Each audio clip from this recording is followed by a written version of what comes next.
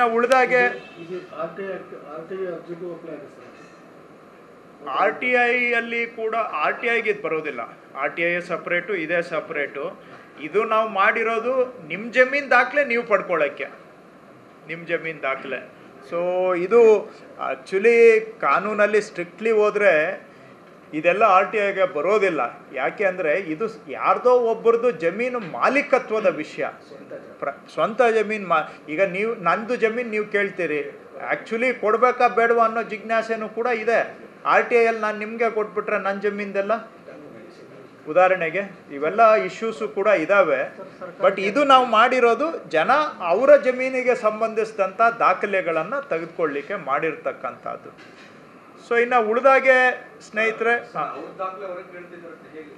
ಇಲ್ಲ ನಾವು ಕೊಡ್ತಾ ಇದ್ದೀವಿ, ಬೇಕಾಗುತ್ತೆ. ಈಗ ನೀವು ನನ್ನ ಜಮೀನು ಖರೀದಿ ಮಾಡಬೇಕು, ನೀವು ಕೇಳ್ತೀರಾ, ಕೊಡಬೇಕಾಗುತ್ತೆ. ಅದೇ ಅಪ್ರೂವ್ ಕ್ಲಿಕ್ ಮಾಡಬೇಕಲ್ಲ ಅವರು. ಅಲ್ಲಿಗೆ ಅವರು ಯಾರಾದರೂ ನಮ್ಮ ರೆಕಾರ್ಡ್ ರೂಮ್ ಶಿರಸ್ತೆದಾರರು ಇರ್ತಾರೆ, ಅವರು ನೀವು ಅಪ್ಲಿಕೇಶನ್ ಕೊಡ್ತೀರಾ, ವಿತಿನ್ 2 days ಅದನ್ನು ನಾನು ಕ್ಲಿಕ್ ಮಾಡಿದರೆ ಅದು ಅಪ್ರೂವ್ ಆಗಿ ಅವ್ರಿಗೆ ಇಶ್ಯೂ ಆಗುತ್ತೆ. ಸೊ ಕ್ಲಿಕ್ಕಿಂಗಲ್ಲಿ ಅದು ಜೆನ್ಯೂನಿಟಿಯನ್ನು ವೆರಿಫೈ ಮಾಡಿ ಕೊಡುವಂಥ. ಯಾವುದು ಯಾವ ಥರ ಮಿಸ್ಯೂಸು? ಅಲ್ಲ, ನಾನು ನಿಮಗೆ ಸರ್ಟಿಫೈಡ್ ಕಾಪಿ ಕೊಡ್ತಾ ಇದ್ದೀನಿ, ನಾನೇನು ನಿಮಗೆ ಮಾಲೀಕತ್ವ ಕೊಡ್ತಾ ಇಲ್ವಲ್ಲ. ಇವತ್ತು ಫಿಸಿಕಲ್ಲಾಗಿ ಕೊಡೋದ್ರ ಬದಲಿಗೆ ಆನ್ಲೈನ್ ಮುಖಾಂತರ ಕೊಡ್ತಾ ಇದ್ದೀನಿ. ಇವತ್ತು ಏನಾಗಿದೆ, ಇದನ್ನು ಉದಾಹರಣೆ, ಇದೊಂದು ಡಾಕ್ಯುಮೆಂಟು, ಇದನ್ನು ಬರೀ ಎಲ್ಲ ಪೇಪರಲ್ಲಿದೆ ಇವತ್ತು ನನ್ನ ಹತ್ರ. ಈಗ ಇದರಲ್ಲಿ ಏನೋ ಒಂದು ಇಲ್ಲಿದೆ, ಇದು ಕೆಳಗಡೆ ಒಂದು ಸೆಂಟೆನ್ಸ್ ಸೇರಿಸ್ಬೋದು. ಪೇಪರಲ್ಲಿದ್ದರೆ ಇಲ್ಲಿ ಟೇಬಲ್ ಕೆಳಗಡೆ ಇಟ್ಟರೆ ಮುಗೀತು, ಕಳೆದು ಹೋಗುತ್ತೆ, ಕ್ರಿಯೇಟ್ ಆಗುತ್ತೆ, ಇವೆಲ್ಲ ಆಗ್ತವೆ. ಸೊ ಅದಕ್ಕೆ ಬೆಂಕಿ ಬೇಕಂತೆ ಬೆಂಕಿ ಇವೆಲ್ಲ ನಡೆದಿದೆ.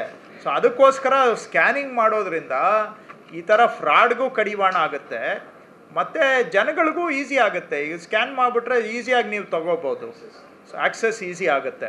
ಸೊ ಆ ಕಾರಣದಿಂದ ಇದನ್ನು ಮಾಡ್ತಾ ಇದ್ದೇವೆ. ಸೊ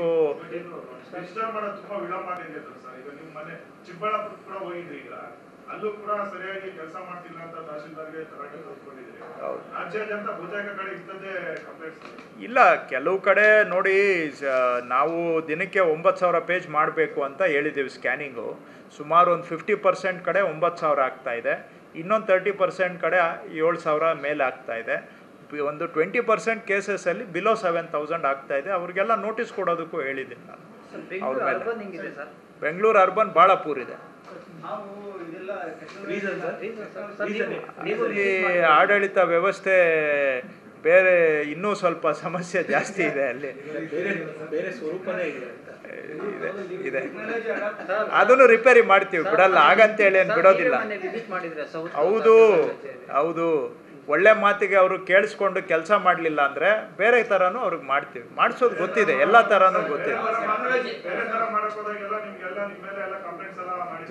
ಆಗ್ಲಿಯಪ್ಪ, ಏನಪ್ಪ ಇರೋದು ಕೆಲಸ. ಜನ ನಮ್ಮನ್ನ ಇಲ್ಲಿ ಕೂರಿಸಿದ್ದಾರೆ, ಪಕ್ಷ ಕೂರಿಸಿದ್ದಾರೆ, ಜನ ಕೆಲಸ ಮಾಡಿ ಅಂತ ಕೂರಿಸಿದ್ದಾರೆ. ಇದ್ದಷ್ಟು ನಾವು ಕೈಲಾದಷ್ಟು ಜನಗಳ ಕೆಲಸ ಮಾಡೋಣ. ಇಲ್ಲಿ ಒಳ್ಳೆ ಕೆಲಸ ಮಾಡೋದಕ್ಕೆ ಸ್ವಲ್ಪ ಸಮಸ್ಯೆಗಳು ಬಂದರೂ ಕೂಡ ಎದುರಿಸೋದು ಇರಬೇಕು ನಮಗೆ. ಸದ್ಯಕ್ಕೆ ಅದನ್ನು ಏನು ಮಾಡಿಲ್ಲ, ಸದ್ಯಕ್ಕೆ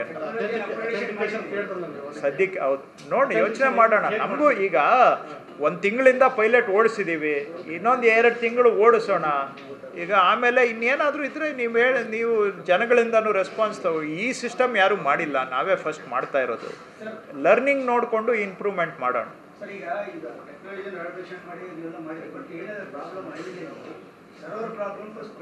ಇಲ್ಲ, ಇದರಲ್ಲಿ ಇನ್ನೂ ಬಂದಿಲ್ಲ, ಇದರಲ್ಲಿ ಏನು ಬಂದಿಲ್ಲ, ಇದರಲ್ಲಿಲ್ಲ.